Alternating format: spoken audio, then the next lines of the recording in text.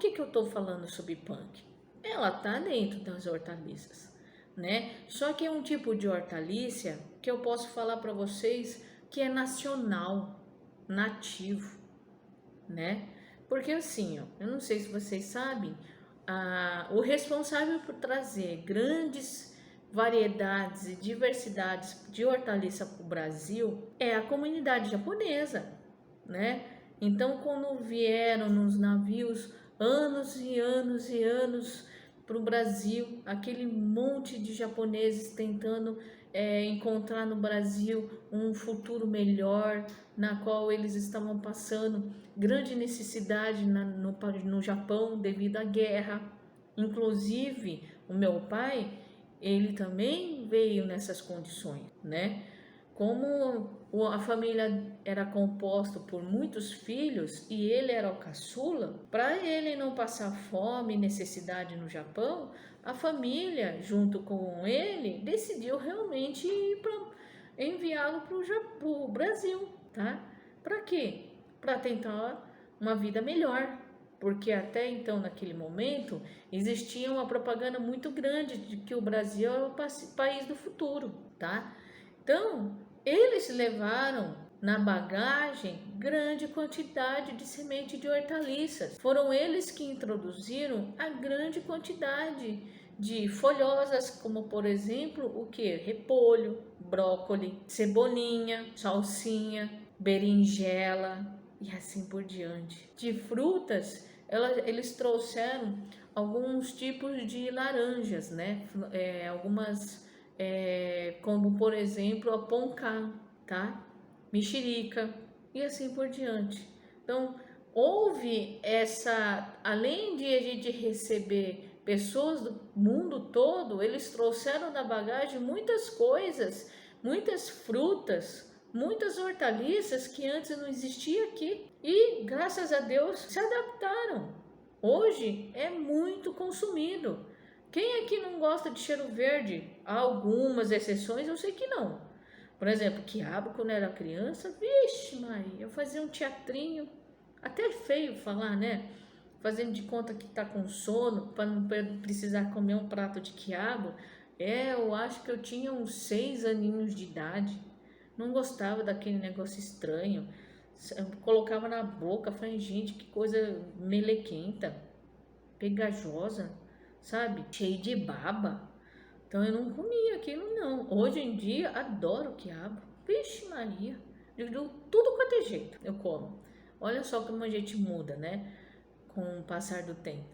Então assim, por isso que imagina naquela época chegando um monte de hortaliça diferente na bagagem dos imigrantes. Eram considerados pelos brasileiros que aqui receberam essas pessoas como punk, só que eles nem imaginaram que era. Hoje faz parte do nosso cardápio, só que naquela época, até todo mundo conhecer e gostar, eram considerados plantas alimentícias não convencionais. Curioso, né? Então assim, que nem por exemplo, hortelã, canela, cravo, eram condimentos, né? E também no caso da hortelã, tempero e chá muito comum na região do Oriente Médio. No caso, a salsinha veio do Oriente Médio também. Então, assim, imagina quando trouxeram a salsinha que casou muito bem com a cebolinha e virou cheiro verde aqui no Brasil. Um foi trazido pelo japonês, outro pelo povo lá do Oriente Médio. Aí, gente, nunca ouvi falar disso. Imagina naquela época, quantas punks entraram no Brasil, anos e anos de navio chegando cheio de imigrantes. Eram considerados punks, porque eu conhecia punk, ou seja, no caso a cebolinha chinesa, que é a Nira, para mim era normal naquela época, né? Mas aí aqui no Brasil, imagina o povo que olhava e falava, nossa, que estranho, né?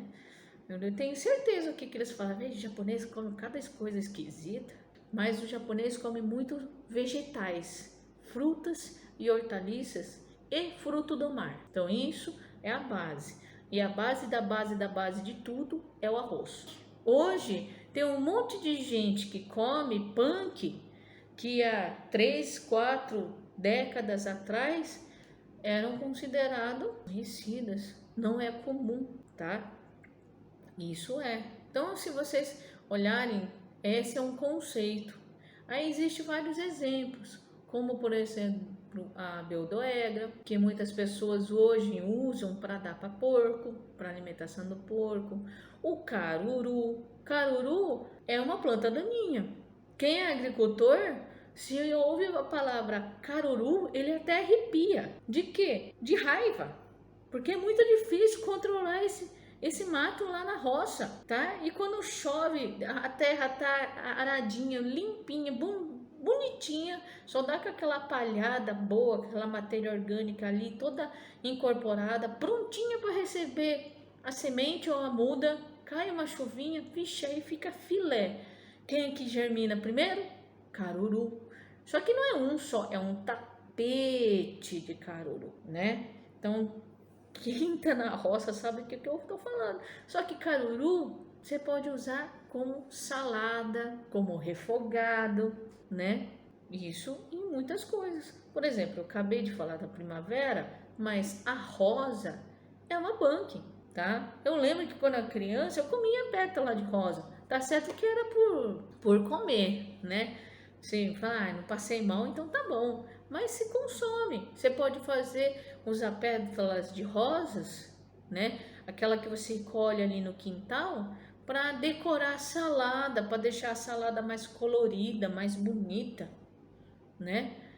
E assim vai, tá? Então, assim, tem um monte de produtos, tá? Existe pessoas que se especializam especificamente nas punks, porque esses produtos que muitas vezes, por exemplo, caruru é uma planta que pega facinho, tá? Em qualquer lugar você consegue ver. Então, quem sabe lá na frente a gente possa estar utilizando uma planta que se multiplica muito, né?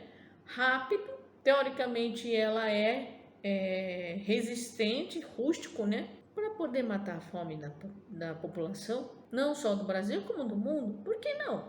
Não é? Não é? A gente tem que melhorar. Nós temos que pensar em produzir alimentos, tá?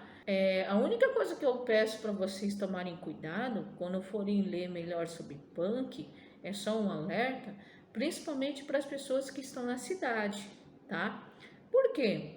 Porque muitas vezes nas cidades vocês têm aqueles que levam o cachorro para passear, principalmente os machos, né? Aí o cachorrinho toda manhã, que a tiazinha ali do lado leva para passear, para dar uma voltinha, aí faz um cocôzinho, ela recolhe, né? Por favor, recolhe o cocô, tá? Porque ninguém merece passear ou andar numa calçada com cocô em cima. Então, vamos recolher, tá? Pode parecer meio nojento, mas tem que recolher. Se você estiver andando na calçada, por exemplo, e pisar num, vocês não vão gostar. Então, né, por favor. Então, eu peço para vocês na cidade ter cuidado por causa disso, porque existe punks que estão nas calçadas, por exemplo. Vixe, Maria. E aí, como que faz? Me fala, né? Aí vai lá, o cachorro levanta a perninha, faz um xixizinho. Então, assim, procura não pegar. Aí vai mesmo em locais, de repente, no sítio, tá? Ou procure pessoas que trabalham exclusivamente disso. Hoje em dia, por exemplo, em São Paulo, vocês podem encontrar pontos que trabalham com punks,